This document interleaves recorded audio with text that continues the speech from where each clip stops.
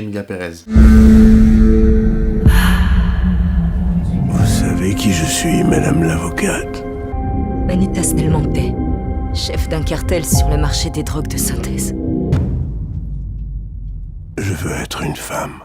En allant au cinéma, j'étais pas du tout au courant déjà que le film est une comédie musicale. Alors, pour ma part, c'est pas du tout mon genre de prédilection, même si je trouve qu'il y a quand même des chefs-d'œuvre comme La La Land ou Chantons sous la pluie. Ce film, en m'attendant pas que ce soit une comédie musicale, ça m'a presque ravi de faire ça parce que j'aurais eu plus d'a priori. Alors que là, je suis arrivé de but en blanc, juste en me disant ça va être un bon film. Et en fait, j'étais super surpris. Surpris par la mise en scène qui est folle, avec des jeux de lumière, de changement de lumière, d'idées de mise en scène pour passer de la comédie musicale à la réalité, on va dire, qui sont incroyables. Je pense notamment à des scènes comme la toute première chanson qui est pour moi amené d'une fluidité et d'une délicatesse incroyable. Aussi, ce qui m'a beaucoup touché dans ce film, c'est vraiment le propos que je trouve super moderne et très bien amené. Tout ça dans ce contexte social du film et le contexte actuel, je trouve que c'est super d'avoir ce genre de film qui peut être sélectionné à Cannes. La seule critique que je pourrais faire à ce film, c'est qu'il y a une partie du film que je trouve un peu inutile, un chouille trop long, et vous le verrez dans le film, c'est une relation entre deux personnages que je trouve qui est pas forcément nécessaire. Je vous recommande ce film d'aller le voir parce que vraiment c'est une surprise de voir une comédie musicale qui me touche autant et qui, je trouve, m'apporte quelque chose à ce genre et qui me fait peut-être m'y pencher un peu plus. Et si vous aimez les comédies musicales, vraiment vous allez passer un super moment, les musiques sont incroyables.